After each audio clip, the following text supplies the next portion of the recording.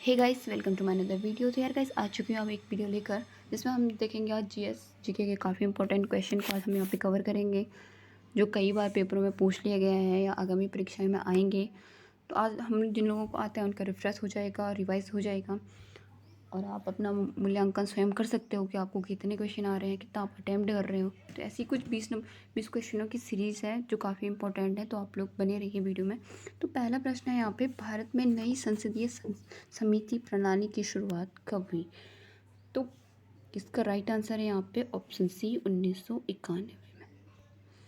Next answer, Bharat के नियंत्रक एवं महालेखक परीक्षक द्वारा प्रस्तुत प्रतिवेदन के आधार पर कौन सी समिति कार्य करती है? तो ये भी काफ़ी इंपॉर्टेंट क्वेश्चन है, इसे तो कई बार पेपरों में पूछ लिया गया है। लगभग 2002, 2006 और 2012 में ये भी पूछा गया था। तो ये इसका राइट आंसर है यहाँ पे लोक लेखा समिति। बात करें लोक लेखा समिति में सदस्यों की संख्या कितनी होती है, तो सदस्यों की संख्या होती है इसमें 22। यहाँ पे प्राक्कलन समिति है जिसमें सदस्यों की संख्या सबसे अधिक होती है। कितनी होती है? 30 होती है। तो ये भी काफ़ी इंपॉर्टेंट है, आप लोग देख लें। नेक्स्ट हमारे पास, निम्नलिखित कथनों पर विचार कीजिए।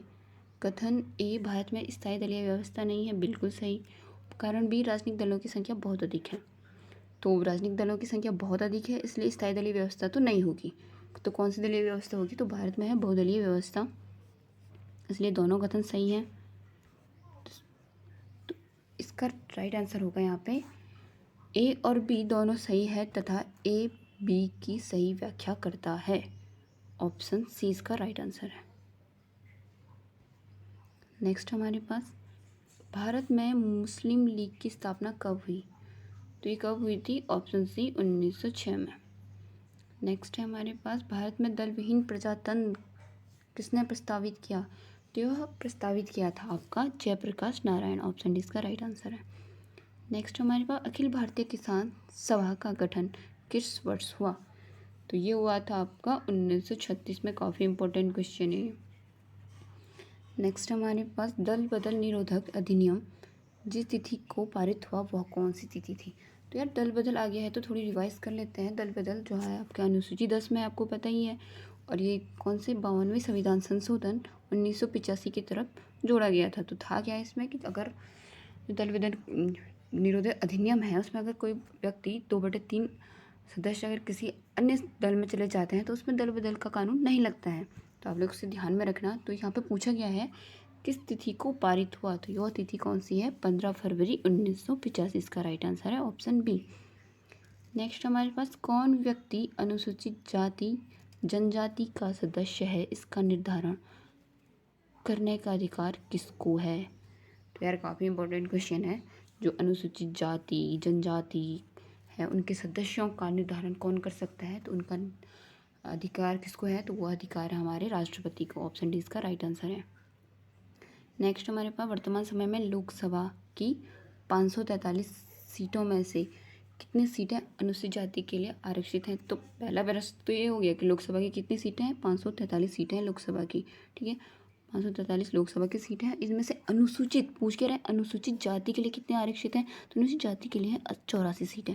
अगर पूछता आपसे कि अनुसूचित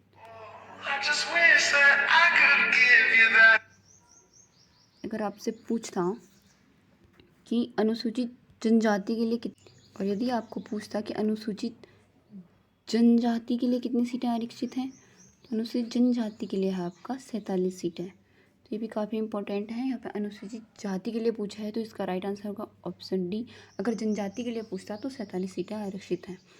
नेक्स्ट क्वेश्चन हमारे पास, राष्ट्रीय पिछड़ा वर्ग आयोग की स्थापना कब हुई? तो यार ये काफ़ी इंपॉर्टेंट क्वेश्चन है। ठीक है, तो राष्ट्रीय पिछड़ा वर्ग आयोग की स्थापना हुई थी 1993। बात करें प्रथम पिछड़ा वर्ग आयोग की स्थापना कब हुई थी? तो वो हुई थी आपका 1953 में। तो दोनों काफ़ी इंपॉर्टेंट है, देख लेने से। नेक्स्ट है हमारे पास, भारत में पिछड़ा और अल्पसंख्यक समुदाय कर्मचारी महासंघ की स्थापना कब हुई थी? तो ये हुई थी आपका 1978। ऑप्शन सी इसका राइट आंसर है। नेक्स्ट हमारे पास, अब तक कितने पिछड़े वर्ग आयोग का गठन किया जा चुका है? तो ये काफ़ी इंपॉर्टेंट क्वेश्चन है गाइस, घुमा फिरा के देता है, इसके बारे में हम पूरा डिस्कस करेंगे। तो अब तक कितने पिछड़ा आयोग का गठन हो चुका है? तो हो चुका है आपका 2 गठन। ठीक है, तो पहला गठन हुआ था 1953 में, जिसके अध्यक्ष कौन थे आपके काका कालेकर जी थे। दूसरा गठन हुआ था 1978 में, जिसके अध्यक्ष कौन थे वीपी मंडल थे। ठीक हो गया, तो ये काफ़ी इंपॉर्टेंट है, आप लोग उसे देख लेना। नेक्स्ट हमारे पास 1887 में भारतीय राष्ट्रीय कांग्रेस के निम्न में से किस अधिवेशन में बदरुद्दीन तयमजी अध्यक्ष बने। तो यार देखो, इसमें काफ़ी ज़्यादा इंपॉर्टेंट क्वेश्चन है ये, इसमें से कहीं से भी पूछे तो आप लोगों को उसका सही आंसर करने के पहले देख लेते हैं भारतीय राष्ट्रीय कांग्रेस जो INC बनी थी उसकी स्थापना कब होती है। 28 दिसंबर 1885 में होती है। ठीक है, और बात करें यहाँ पे 1800 पहला अधिवेशन कब हुआ था, तो पहला अधिवेशन हुआ था 1885 में हुआ था। ये अधिवेशन काफ़ी ज़्यादा जल्दी याद हो जाते हैं, काफ़ी इजी है। 1885, 86, 87, 88 4 अधिवेशन। ठीक है, काफ़ी इजी है। तो पहले अधिवेशन की यहाँ पे बात करें तो इसके अध्यक्ष कौन थे आपके WC बनर्जी थे। ठीक हो गया। दूसरा का कौन था, दूसरे का था आपका दादा भाई नेहरू जी थे। ठीक है, और तेहरू का तो बदरुद्दीन तयमजी थे। और बदरुद्दीन तयमजी से एक बात हमेशा याद रखना कि ये क्या थे, एक मुस्लिम थे। ठीक है, तो ये मुस्लिम अध्यक्ष थे बदरुद्दीन तयमजी। ठीक है, और लास्ट चौथा था हमारा एक जॉर्ज फ्यूल, जो कौन थे, वो ये भी काफ़ी इंपॉर्टेंट है, ये कौन थे, अंग्रेज अध्यक्ष थे। ठीक है, तो 4 अधिवेशन आपको याद हो गए होंगे, 1885, 86, 87, 88। अध्यक्ष पहले में WC बनर्जी, दूसरे में आपका दादा भाई नेहरू जी, तीसरा में बदरुद्दीन तयमजी जो मुस्लिम थे, और चौथे में आपका जॉर्ज फ्यूल जो अंग्रेज थे। ठीक हो गया, तो इसका यहाँ पे पूछ रहा है कि 1887 में निम्न में से किस अधिवेशन में बदरुद्दीन अध्यक्ष बने, तो वो बने थे आपके तीसरे अधिवेशन में। ठीक है, नेक्स्ट हमारे पास भारत का निर्वाचन आयोग किस वर्ष बहुउद्देश्य संस्था बनी। यार तो काफ़ी इंपॉर्टेंट क्वेश्चन है, तो यहाँ पे पूछ रहा है बहुउद्देश्य संस्था बनी, तो ऑप्शन ए है 1988। तो 1988 में क्या बनी थी, एक दस्य संस्था बनी थी। ठीक है, और उसके बाद आता है आपका 1989, यहाँ पे ऑप्शन में नहीं है, तो 1989 में ये बना था, बहुउद्देश्य संस्था बनी थी।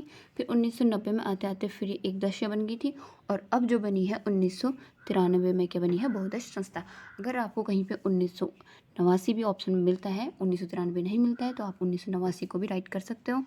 ठीक है, तो इसका यहाँ पे ऑप्शन में 1989 नहीं दे रखा है, तो आपको याद रखना है कि 1989 भी इसका राइट आंसर है बहुउद्देश्य, और 1993 भी इसका राइट आंसर है। ठीक है, नेक्स्ट हमारे पास भारतीय पुरातत्व सर्वेक्षण की स्थापना किसने की। तो यार ये काफ़ी इंपॉर्टेंट प्रश्न है, भारतीय पुरातत्व सर्वेक्षण की स्थापना किसने की, तो वो करी थी आपका D लॉर्ड कर्जन ने। यार तो कर्जन आ चुका है, तो कर्जन के बारे में देख लेते हैं। इसने क्या किया, इसने क्या किया, सबसे इम्पोर्टेंट क्या किया इसने, यहाँ पे क्या था, बंगाल का विभाजन जब हुआ था, तो यहाँ का क्या था, बंगाल का विभाजन इसी ने कराया था। ठीक है, तो बंगाल का विभाजन हुआ तो उसमें लॉर्ड कर्जन ने कराया था। तो बंगाल का विभाजन की जो घोषणा हुई तो वो हुई थी 19 जुलाई 1905 को। इसमें आप लोग याद रखना, कहीं कहीं पे 20 जुलाई भी दे रखा है, तो आप लोग उसको देख लेना ऑप्शन के हिसाब से।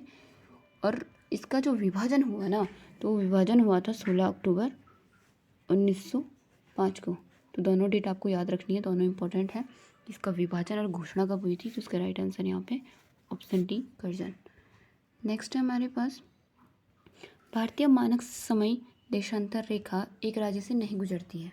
ठीक, तो पहले देख लेते हैं भारतीय मानक समय देशांतर रेखा कितने राज्यों से होकर गुजरती है। तो यार ये गुजरती है आपके 5 राज्यों से होकर गुजरती है। ठीक है, एक हो गया उत्तर प्रदेश, हो गया मध्य प्रदेश, हो गया छत्तीसगढ़, हो गया एक हो गया आपका आंध्र प्रदेश, और एक हो गया आपका उड़ीसा। तो काफ़ी इंपॉर्टेंट क्वेश्चन है।